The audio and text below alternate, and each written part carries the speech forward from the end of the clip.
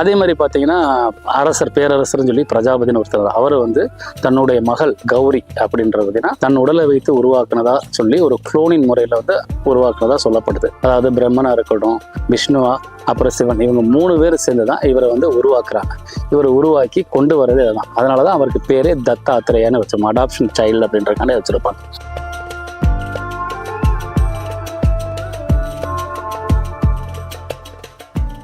வணக்கம், நான் doctor V Vijay பீஷ்மர். இன்னைக்கு வந்து நம்ம பொதுவான ஒரு ஆயுர்வேதா என்ன, சித்தானா என்னன்றதை பற்றி, நம்ம முன்னோர்களை பற்றியும் நம்ம முன்னோர்கள் செஞ்ச மிக சிறப்பான வழிமுறைகளும் அதை பற்றி இன்னைக்கு நம்ம பேச போகிறோம். அதாவது நம்ம புராணங்களை வச்சு நம்ம ஆயுர்வேதம் சித்தாவை பார்க்கும்போது பார்த்தீங்கன்னா இன்னைக்கு வரைக்கும் நம்ம பயன்படுத்துகிற எல்லாமே புராணங்கள் சார்ந்த ஒரு விஷயங்களாக தான், எழுத்துக்களை இலக்கியமாக தான் நம்ம பார்த்துக்கிட்டு இருக்கோம். அந்த இலக்கிய வடிப்பில் இருக்கிறதா இன்னைக்கு நம்ம மருத்துவமாகவும் அப்ளை பண்ணிட்டு இருக்கோம். அது யாராக இருந்தாலும் சரி, அது நம்ம வணங்குற சிவனாக இருந்தாலும் சரி, முருகனாக இருந்தாலும் சரி, பிரம்மாவாக இருந்தாலும், விஷ்ணுவாக இருந்தாலும், அவங்களோட கருத்துக்களை வச்சு தான் நம்ம முதன்மையாக வந்து நம்ம மருத்துவம் பண்ணிட்டு இருக்கோம். அது ஆயுர்வேதம் சித்தாவும் அதுக்கு ஏற்றப்பல பொருந்தங்கள் தான்.